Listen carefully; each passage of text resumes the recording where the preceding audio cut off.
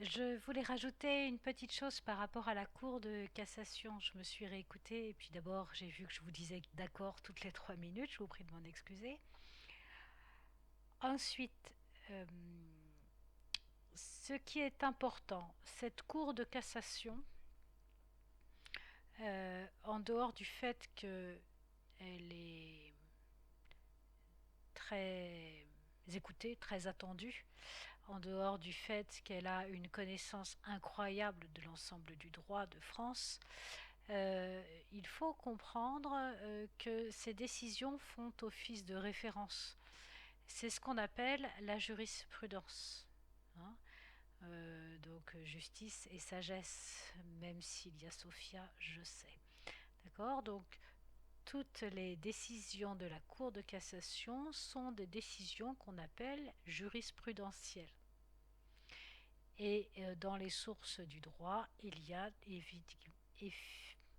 également la jurisprudence, puisque lorsqu'une situation est présentée devant la cour, il y a obligation pour la dite cour de juger la situation, que celle-ci fut envisagée ou pas par nos législateurs.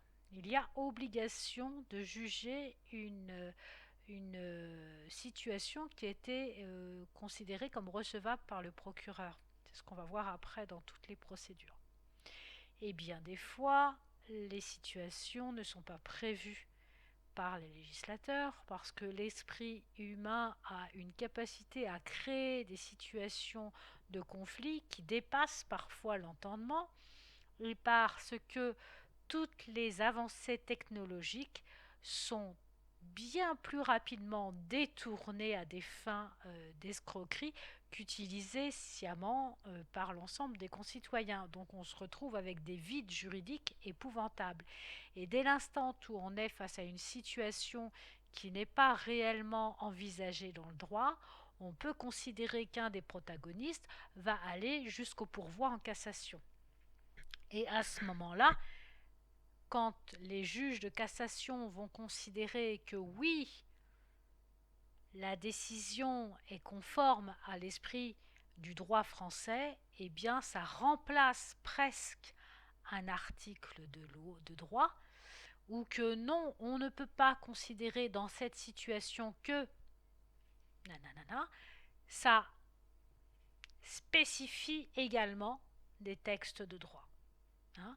Donc cette jurisprudence, c'est une source du droit. On l'avait vu au tout début du chapitre 1, et bien voilà, on le comprend davantage maintenant. Je vous remercie.